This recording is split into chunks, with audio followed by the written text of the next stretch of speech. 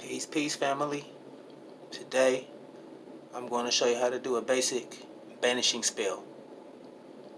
Now, in dealing with banishing spells, you can either banish away all negativity, all evil, or send back negativity or any hexes or curses back to the sender. Now, when doing this, if you have an altar with a pentagram, you can use an altar with a pentagram. If you do not have an altar with a pentagram, you can simply use salt or sea salt to make a pentagram. A pentagram is a 5-pointed star.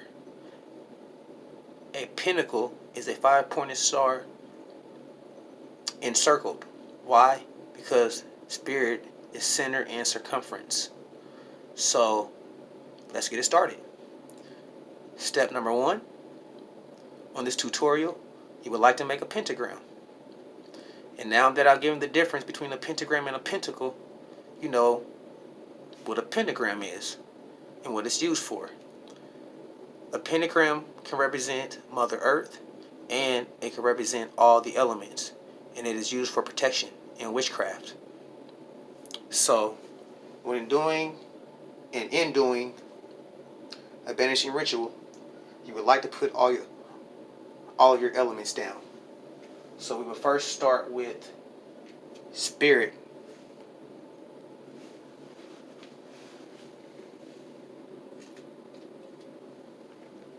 That represents spirit.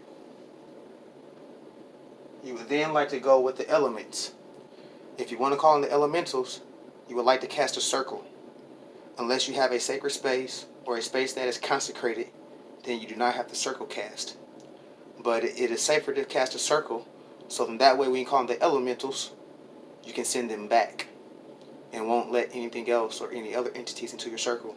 You'll be protected while doing magic. So then you will bring in the element of air.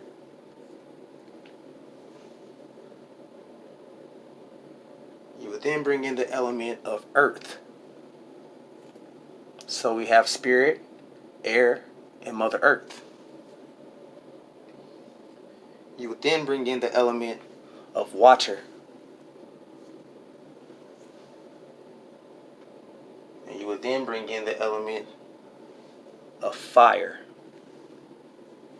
Now, when working with tea lights, another way to put your desired intent and focus into the tea lights is, after you cleanse them, put them in between your hand, make your petition, and then blow on them in between your hands to breathe life into what you're petitioning. So now that we have the 4 elements in spirit, you would then want to continue to putting your black candle, which goes into the middle. Why? Because both of these represent spirit, because spirit is center and circumference, and it represents the polarities. And the black candle is perfect for banishing, absorbing negative energy, and of course hexes and curses. So once you have the 4 elements in spirit, this is part 1 of your banishing spell. So remember, these represent the polarities in spirit. You would then want to get another black candle, which can be either a short tapered, long tapered, or a 7-day candle. You would then put it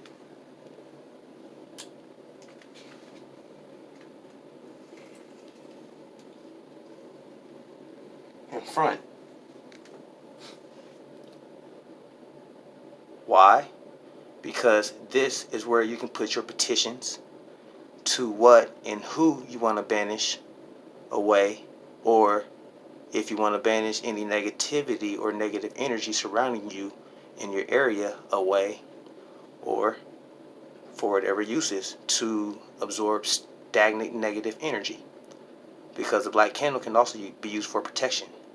But it's always good to have the polarities because everything is balance.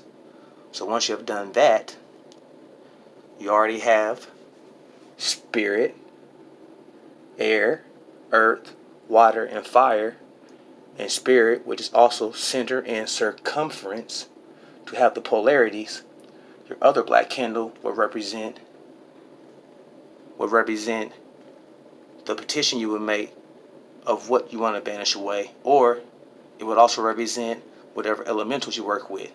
You might want to use gargoyle magic. You might want to use dragon magic.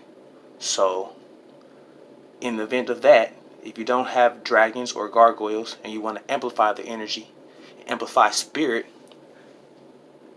you can also add a skull, because a skull represents spirit.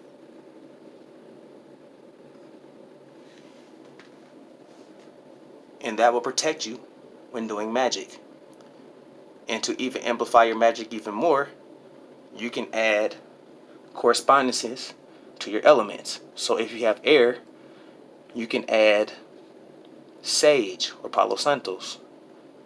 If you have earth, you can add crystals or a tobacco offering.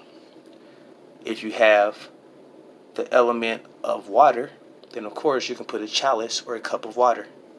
If you have the element of fire, then of course you have the candle itself, or any red stones that represent fire, or any corresponding things that represent fire. But that is basically the basic instructions to a banishing ritual. So there is no wrong or right way. It is all up to the magician.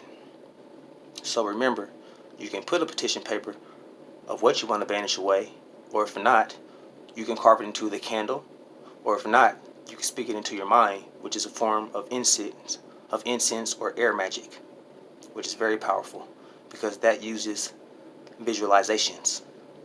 But other than that, peace to the family. Ashe.